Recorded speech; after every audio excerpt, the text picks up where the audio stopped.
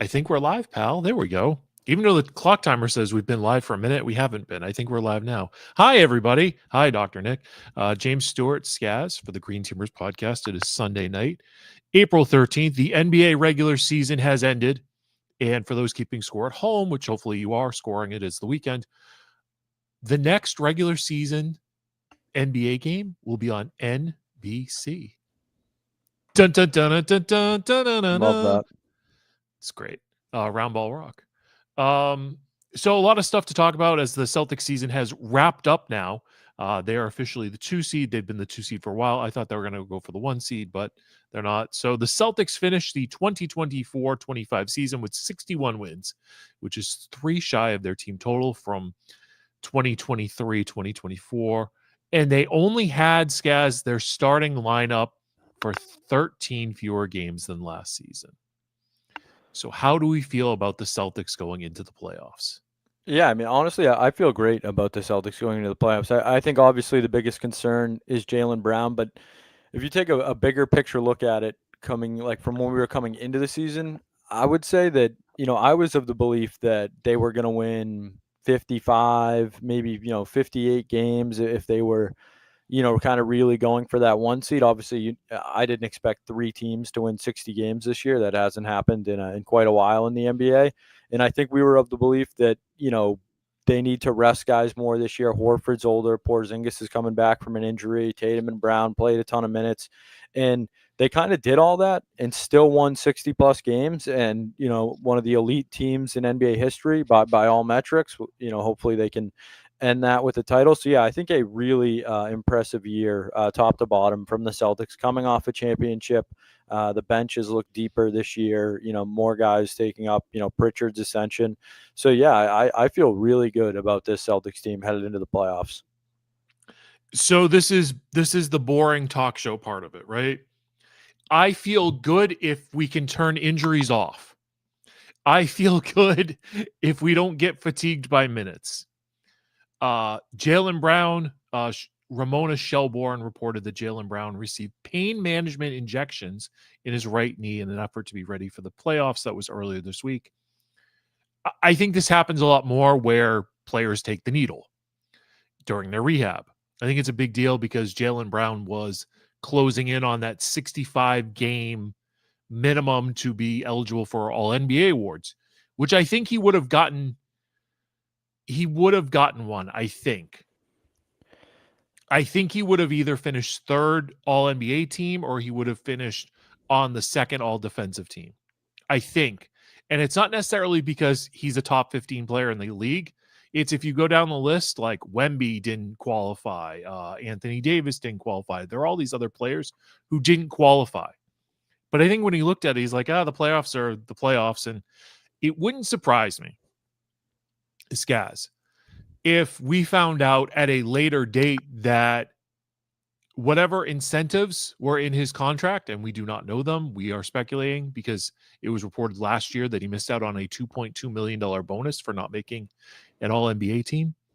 It would not surprise me if we found out at a later date that somebody from the Celtics organization paid him whatever money may have been earned by making an all-defensive team or an all-NBA team. Would not be surprised if we found out that he got bonus for his contributions to the season. Yeah, I think the Jalen thing is the number one concern, and I think it really, for me, was when Porzingis post game the other night when Jalen, I think it was against the Knicks, when he played, but then was shut down for the entire fourth quarter and the entire overtime.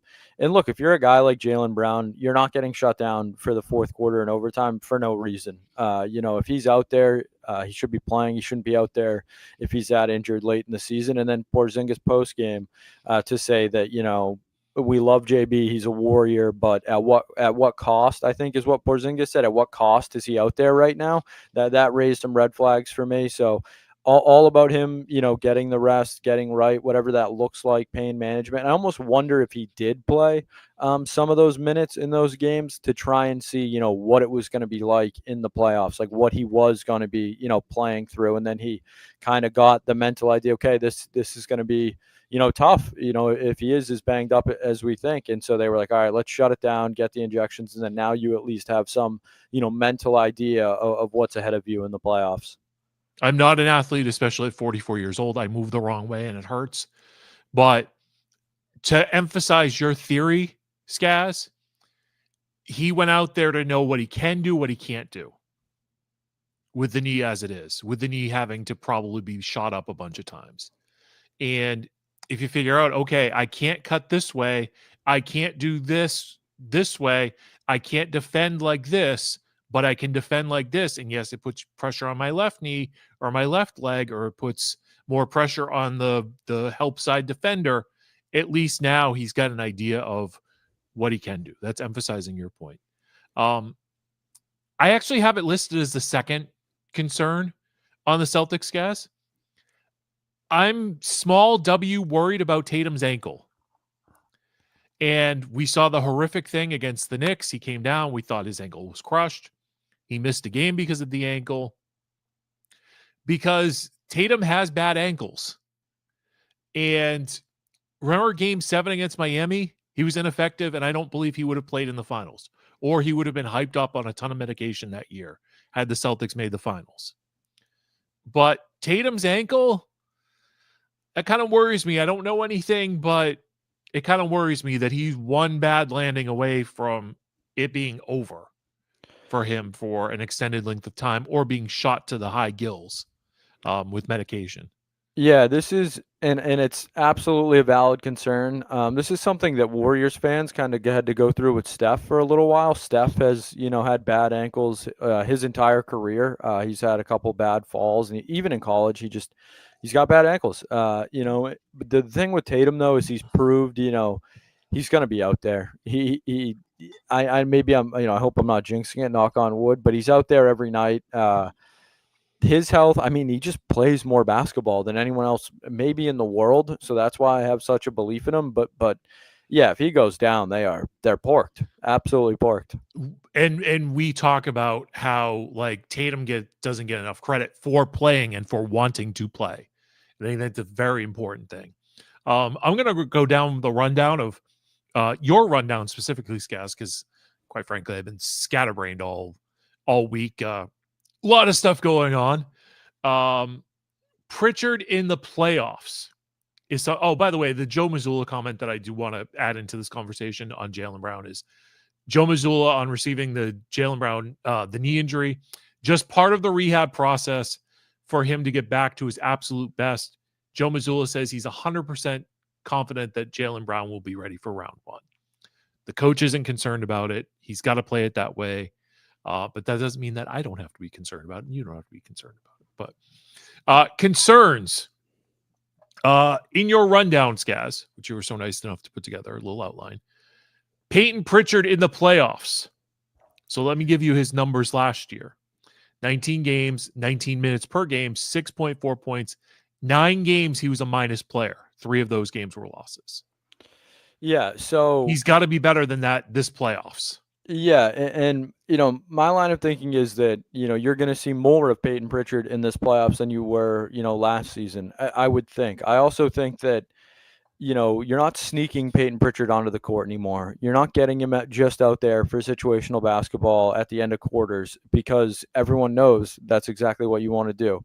I just worry about, him getting hunted on defense. We don't see it as often as, we have in the past. It's not quite an Isaiah Thomas situation or something like that, where he's just getting blitzed every time. But it is something in the playoffs where, every possession is heightened, coaching is heightened, players, everything is heightened. You'll actually see constant plays in an NBA game, and not just a couple plays a quarter.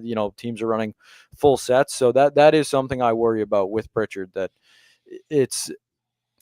he's a great player. He's going to be 6th man of the year. He's an offensive weapon, but defensively, if teams can, hunt him, that is a small C concern for me heading into the playoffs. Are we sure about that? Because, I mean, Bill Simmons still isn't voting for Peyton Pritchard. Are we sure that he's guaranteed the 6th man of the year? Malik Beasley has been doing some serious campaigning. I saw him tweeting out earlier today that he is the most threes ever off the bench or something like that. So okay. I think Peyton Pritchard's going to be the sixth man of the year. Joe Murray certainly hopes, and Joe Murray's audience certainly hopes that Peyton Pritchard is sixth man of the year. But yeah, Bill Malik Simmons Beasley. disagrees with you, people. Bill Yeah, Simmons well, disagrees with you, people. So just so that you know, that makes me feel better about my opinion, actually, Jay Stu, and not I I if not I would worse. agree. I'm just telling you, Bill Simmons is the ultimate green teamer, and he That's true. disagrees with you. Here's the thing with Peyton Pritchard is when I looked at just the raw numbers, I was a little shocked that it was 6 points a game because that's essentially like 2 threes in 19 minutes. I felt like he was more impactful than those numbers would have told me. So, but he's really got to step it up, especially if we're curious about the health of Drew Holiday, if we have any concerns about Derek White's health or his mental um like he was what was the term he used earlier in the season? He had lost his love for basketball or something like that. Yeah, yeah. He was a little burnt out from the game. So he's got to, and he might be the starting point guard next year. We'll see what the offseason holds. Sam Hauser getting hot at the right time. I will tell you, as the number one Sammy Buckets fan, if we as the Celtics, if I'm the coach of the Celtics and I know that I got to lean on Sam Hauser, I'm a little concerned. Last year in the playoffs, 19 games, 15 minutes per game, 5.4 points, six times a minus player, and only 2 losses. So Sam Hauser, a little bit better defensively. I think more because of his size, but Pritchard and Hauser, they both put the effort in defensively, and I think they can get to the right spot. They just can't actually defend it. So hopefully both of those guys will be impactful with their off the bench points. I should have looked at what the bench scoring did against teams in the playoffs, because that has to help, because when it comes down to it, though, your starting five are going to have to play the bulk of the minutes in the postseason. Yeah, absolutely. And I just think the thing with Hauser is, you worry about your bench players on the road, especially in the playoffs. That's where if you can get anything out of your bench on the road in the playoffs, that can be a huge lift. And the Celtics, I mean, we all know they were the road dogs this year. That was their mantra basically all year. They dominated on the road. They've dominated on the road in the playoffs numerous times over the last few seasons. And Hauser's splits, I saw it was like his first 30 games this year, he was like 34 or 32% from three, and over his last 30, he's closer to 42, He's 43%. healthy. So yes, he had that back thing. He was dealing with some weird back injury early in the year, and if you're a shooter, I mean, you need your back. Doesn't take a rocket scientist to figure that one out. So the Celtics have all the firepower in the world. You just worry that if Jaylen Brown's a little hobbled, if Drew Holiday's a little hobbled, like you mentioned, and the offensive weapons aren't firing, that they can go to Pritchard for a spark off the bench, or they can go to a Hauser off the spark, off the bench for a spark. So those are just little things that we're nitpicking here. It's the playoffs are coming around the corner. It's going to be on Tatum. It's going to be on Brown, Porzingis. But if those little guys can be difference makers, that's how you repeat. That's how you win 2 titles in a row. I am floating through the Celtics defensive stats from this season, because I think for their success to happen in the playoffs, they need to be top of the league in defense, and they are. They're number 4 in percentage against three. You don't care about that stat. You need the better. I was going to try to find some fancy stat on the fly about the Celtics defensive net rating or their field goal percentage against, whatever it is, and I can't find it off the top of my head. But the Celtics defense needs to be at the top of the league, like it has been the last couple of years. That's kind of the key to this whole thing in their bench defense. But another thing is Porzingis. They need more from Porzingis than last year's playoffs, which was he played in 7 of the 19 games. 4 of those were starts, 23.6 minutes per game, 12.3 points per game. And I would break it down just memory/box score looking. He was great for 3 games, which may have been 3 halves of 3 games. He was bad for 2 games, and he was okay for 2 games. You've got to get more than that out of Porzingis, I think, right? I'm 100% with you. This is something that I feel like we've been preaching for a while, that this isn't going to be the same playoff run as it was last year. You're not going to play, 19 games or 20 games, whatever it was last year. You're going to play 25 games. You're not going to win. You're not going to sweep. It's not going to be 3-4-1 every series. And especially if Jaylen Brown's hobbled, I think since Porzingis has come back from injury, he's been right with Tatum as the Celtics' best player. There have been numerous nights where you could say Porzingis has been their best player. You watch him against the Knicks; he's a 7'3" guy that's hitting 30 footers at the end of the shot clock. He's an invaluable weapon for them, and that's why I think if Jaylen Brown is 75, 80%. You need 100% Porzingis. You're not going to win a title if Porzingis is at 75, Jaylen's at 75, and Tatum's ankle starts flaring up. Like, that's a recipe for disaster. So I'm 100% with you. Porzingis is more valuable this year than last year. There was almost a sentiment that they could have won it all without him last year. That's how good they were. I know Celtics fans and even some media members will say this year's team is better. Fine. I might even agree with that, but the NBA as a whole is much better this year. That's the difference. 360-win teams. The Eastern Conference is better. The Bucks are better. The Knicks are better. Cleveland and Indiana are both better than they were last year. So I think this is going to be a tougher, I don't know if I want to say a much, much tougher Eastern Conference than last year, but definitely a tougher Eastern Conference for the Celtics to get through this season. I'll tell you, Skaz, last year, I didn't fear anybody going into the playoffs. I thought wire to wire, the Celtics were that good. And if I did say on the air that I feared somebody, it was more for trolling purposes and because I got Felger and Mazd, for lack of a better way of putting it, because I do kind of produce that show. But I'll tell you, realistically, that, and actually, I did fear the Pacers last year because Carlisle's a good coach, and the Pacers gave him a great series, and the Pacers got swept.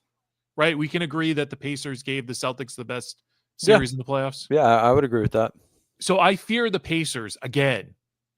The Celtics were 1-2 against the Pacers this season. I fear them. I fear the Cavs this year. Better record than the Celtics. They split the season series 2-2. They're well coached. Kenny Atkinson's a good coach.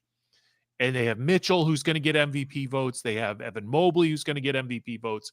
So I fear the Pacers and the Cavs coming out of the East in the Eastern Conference Final. And I got to look at the brackets to see if that's, for all I know, it's not even possible that they get. I think you can only fight the Cavs in the conference finals. The Pacers, I don't know where they would pop up. Yeah, but those are the two East teams that I fear.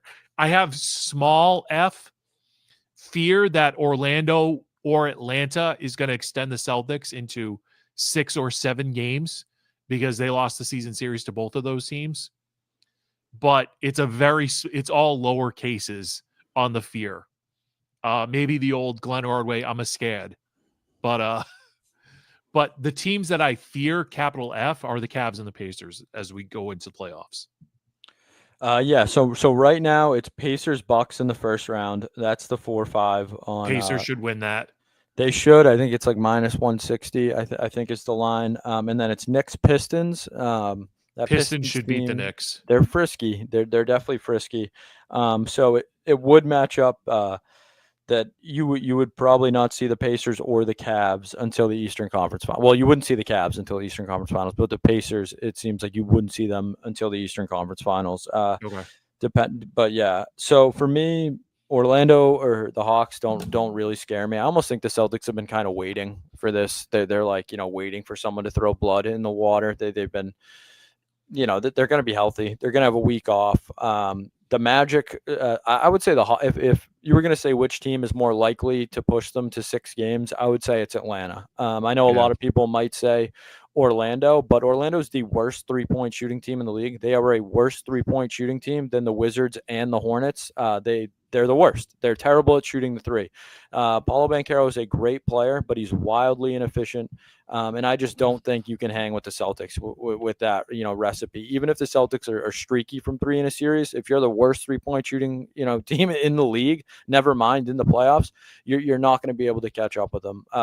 When it comes to the Pacers, yeah, I think they're very well coached. They're a team that seems to just up at a level in the playoffs. It almost doesn't make sense. Like their pace. I hate using that pun, but their pace last year, their pace this year, like they get the ball, they move the ball. Yeah, They're if you ever play NBA 2K, they're the 8-second offense. they run. They're not the pace and space. They're get that shot up there within 8 seconds of the shot clock. Yeah. So, and I think if you're a Celtics fan and you said the Pacers are the Celtics' biggest threat in the East, I'm not going to argue that. I think Cleveland's right up there, The obviously, but Cavs. one of them is going to have to, luckily for you, battle it out. So you almost the Celtics get a little lucky on that side. And I don't know if you noticed, but it was That's a 7-game series, by the way. The Cavs and the Pacers. yeah, and on Friday night, I saw tweets, and not tweets from like Boston media, like national NBA media tweeting. Take a look at the Pacers and Knicks starting lineups tonight. They're actively avoiding the 3 seed in the East. These Yeah. teams don't want Boston. They don't. They would rather play the Cavs in the second round, which I think speaks to, we used to say, oh, teams aren't scared of Tatum, teams aren't scared of the Celtics. But I think times have changed. Like when you see teams actively changing their starting lineups or resting guys at the end of the season, when the number 3 seeds on the line, they say, no, we're fine with the 4. We want to avoid Boston in the second round. Maybe that's me looking at it through green colored glasses, but the evidence is there. The thing with Cleveland that could give you trouble is just the bigs. I think you can stay with them offensively, but if Mobley and Allen are beating you up inside and Porzingis and Horford start to get, a little, banged up, those are guys that are just going to eat on the glass. And that's been one thing all year that's given the Celtics some trouble. That's where you really hope your corner threes are hitting. You got Derek White and Holiday. Holiday last year was a league leader in corner threes made. This year, not so much. I'll tell you this, Anthony Edwards. I had a civilian friend send me this. Here's the question from the interviewer. It's NBA 2K. Who are you strictly playing as yourself, Anthony Edwards? And Edwards says, nah, I ain't going to lie. I'd be using the Celtics. So Anthony Edwards is saying publicly that he would use the Celtics. I mean, I can't blame him. Not himself. Well, because, they'd make more 3-pointers than he would, and play better defense and actually know how to play the game of basketball, unlike Anthony Edwards. There's that dig. Would you like one stat, Jay Stu, on Anthony Edwards that I think you would really enjoy? It's gonna take me 1 second to find it, but it goes back to the discussion of Tatum being clutch in the Anthony Edwards debate and how is this Minnesota being the 7 seed? Is that your stat, Kaz? Well, that is a great stat, but that's really like the people at Driveline for baseball are like, wow, blown away by that. To cross sports, a team being the 7 seed. Yeah, Driveline, that worked out great. That worked out great this weekend. This is just for the real green teamers out there, the people that Jason Tatum is clutch. Since shot tracking began in 1997, there have been 65 players to take at least 50 shots to tie or take the lead in the last 24 seconds of the fourth quarter or overtime. So I would say that's clutch time. Yeah, Jason Tatum is now 22 of 58, or 37.9%, 38% on these type of shots, making him the second most efficient player of all time. So it is Dirk 1, Tatum 2, Tim Duncan 3. So I would say that's pretty good. But can you say that one more time for the people up in the cheap seats in the balcony? Yes. So since shot tracking data began in 1997, very convenient for Michael Jordan that it started in 97. But there have been 65 players to take at least 50 shots to tie or take the lead in the last 24 seconds of the fourth quarter or overtime. Jason Tatum is now 22 of 58, or 37.9%, 38% on this shot, making him the second most efficient player of all time for the volume. And so Dirk is 1, Tatum is 2, Tim Duncan is 3. So the guy that put these stats out there, he, asked if anyone else was curious about any current players, where they rank in this statistic. Jay Stu, would you like to guess what Anthony Edwards' field goal percentage is in game tying or winning shots in the final 24 seconds? I'll say it's 18%. Anthony Edwards is 2 for 23. He is an 8.7% shooter in the final 24 seconds. So just for all the people that anointed Anthony Edwards as the aura, the king, the next coming, that's the guy you want. It's just a stat. It's all it is. It's not an agenda. It's strictly stats. That's all. Do you have Kobe's numbers there? Yes, give me 1 second. I will Yeah, pull them because up. usually, like all the time, like a lot of younger fans, when they shoot for the trash can, they go Kobe. Yeah, so And let's see. LeBron is 29.1%. Durant is 30.4%. Hold on, I have the list right here. yeah, I don't hear many people go LeBron. There No, are even some certainly not. Celtics fans who I hear go D White. But yeah, Derek White deserves to be in there nowadays. Let's see. I mean, I just remember last year's playoffs, him hitting like important shots and Holiday with steals. And can we relive that run, Skaz? Yes, I would love to relive that run.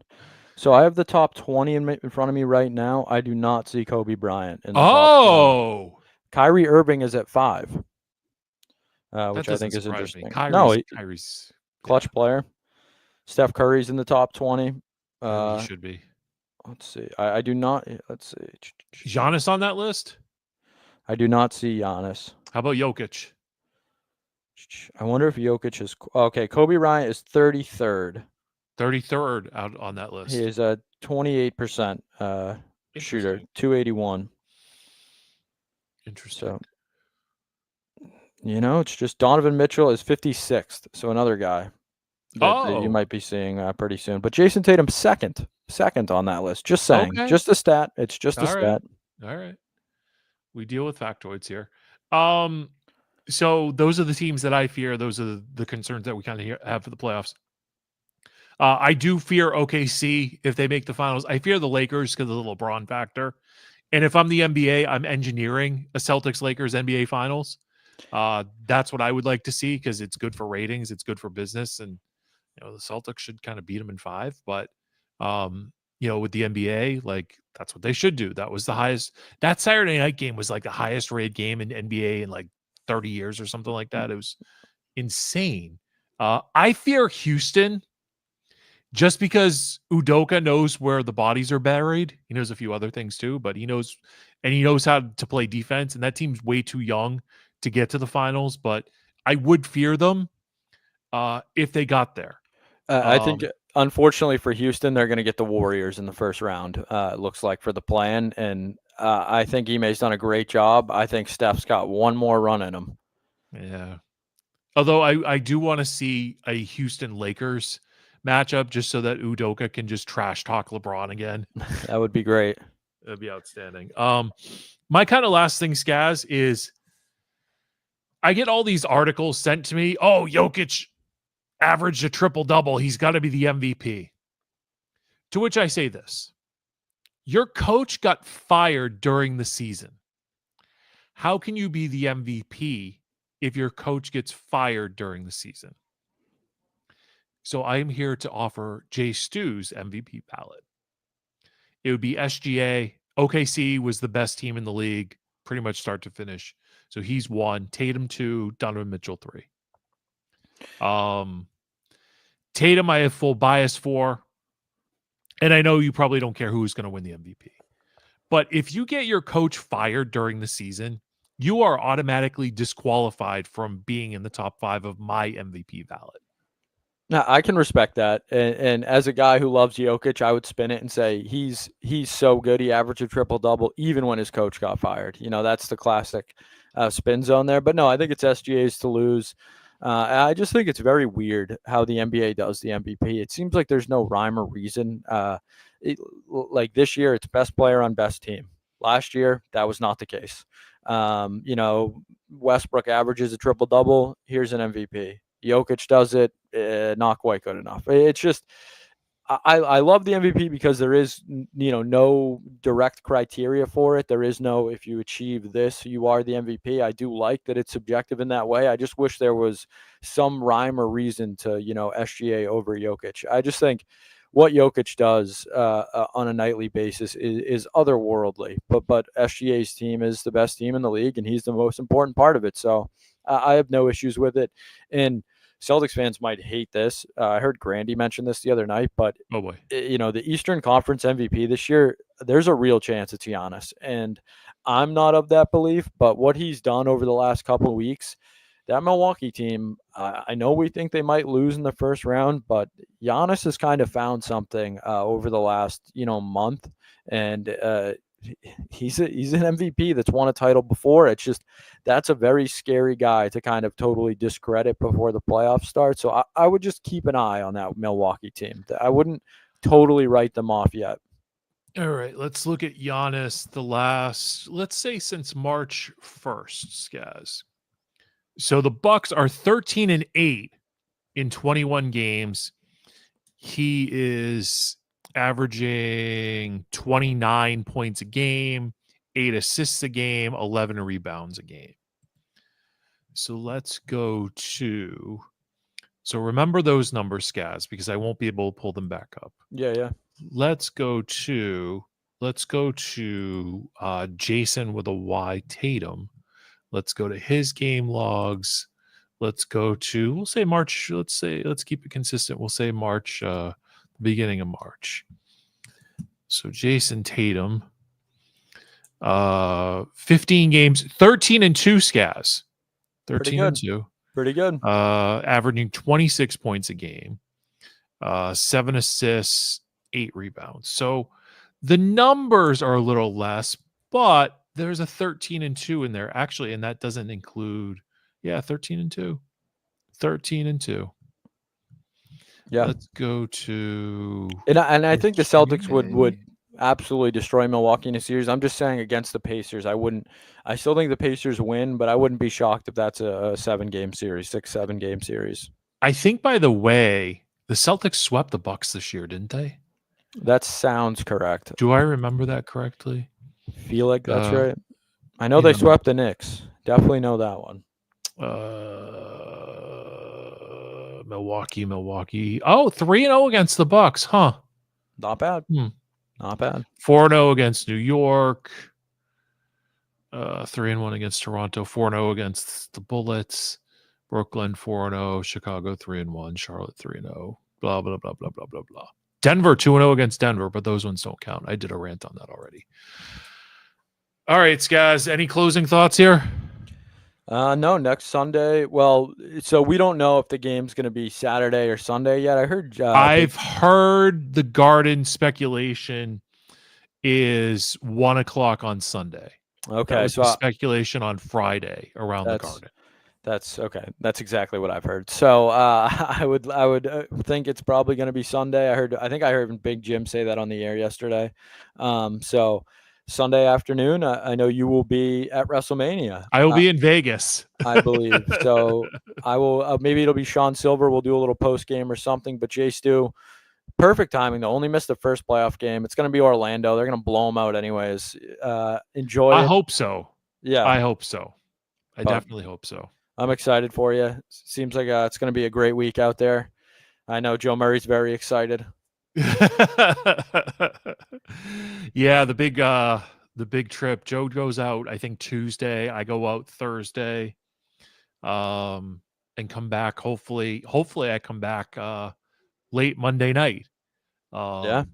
But who knows? Whatever happens in Vegas stays in Vegas. Very true. Very true. Some good meals. I actually have to bring some nicer dress attire because we're going to a post Sunday night WrestleMania club. Oh, stepping out on the town. Jay Stu is not comfortable in nice clothes, and Jay Stu doesn't like clubs, but when in Vegas. Yeah, exactly. When in Vegas. And hopefully, I'm 44. I don't want to be going to clubs, but you know what? It's WrestleMania. It's Vegas. So it's something that I felt like I had to do. But, you and Sean will do a great job next week. So, that's it. That's all I got. Awesome. Thanks, Jay Stu. All right. Thank you. This is Green Teamers for April 13, 2025. Skaz and Sean Silver will catch you next week. And if I survive Vegas, I'll catch you in 2 weeks.